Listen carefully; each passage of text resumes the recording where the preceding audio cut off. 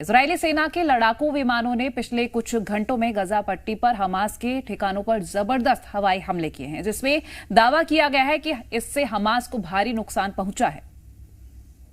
Israeli सेना ने दावा किया है कि उनकी वायुसेना के लड़ाकू विमानों ने पिछले कुछ घंटों में गाजा पट्टी के पार हमास के ठिकानों पर हवाई हमले किए हैं, जिनमें कमांड सेंटर, टनल और सैनिकों पर टैंक रोधी मिसाइलें दागने के लिए इस्तेमाल की जाने वाली साइट शामिल हैं। आईडीएफ का कहना है कि गाजा में डिवीजन की निगरानी सैनिकों की नजरों में आए हमास के कई ठिकानों पर भी हमला किया गया है। आईडीएफ का दावा है कि गाजा में 2 मोर्टार लॉन्चिंग दस्तों के खिलाफ भी हवाई हमले किए गए हैं। गाजा में हुए इजरायली हवाई हमलों में अब तक 14,000 से ज्यादा लोग मारे जा चुके हैं। गाजा में इजरायल के चौतरफा जमीनी और हवाई हमले में आर्टिफिशियल इंटेलिजेंस का भी इस्तेमाल किया जा रहा है। 7 अक्टूबर को घातक रॉकेट हमले के बाद इजरायल ने हमास के खात्मे की कसम खाई है।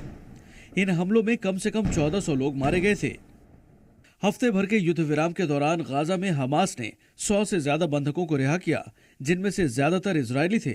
जवाब में इजरायल ने भी 240 फिलिस्तीनियों को छोड़ा है।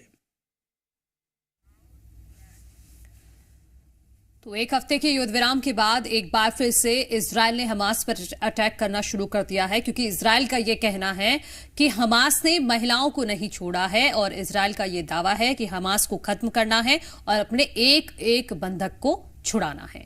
हमास और इजरायल के बीच युद्ध को लेकर अमेरिकी अखबार न्यूयॉर्क टाइम्स ने बड़ा खुलासा किया है।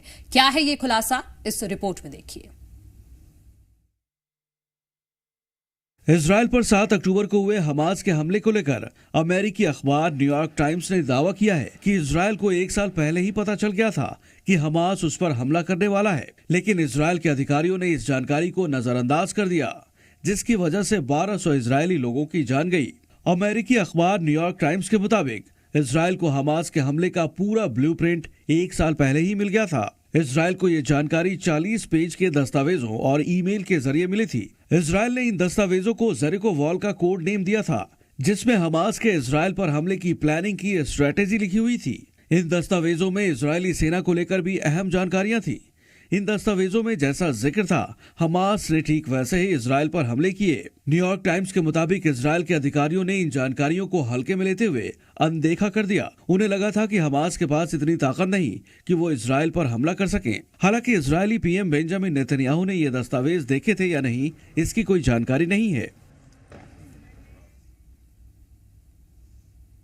तो देखिए, ये युद्ध तो ऐसा लग रहा है लंबा चलने वाला है, क्योंकि मनु हम लोग लगातार अपडेट्स तो साझा करते हैं और इजरायल की ओर से जैसे कहा गया था कि हमास के खात्मे तक हम नहीं रुकने वाले, और लगातार कई खुलासे भी हो रहे हैं। तो ऐसे में लग रहा है इजरायल ऐसे नहीं थमने वाला है।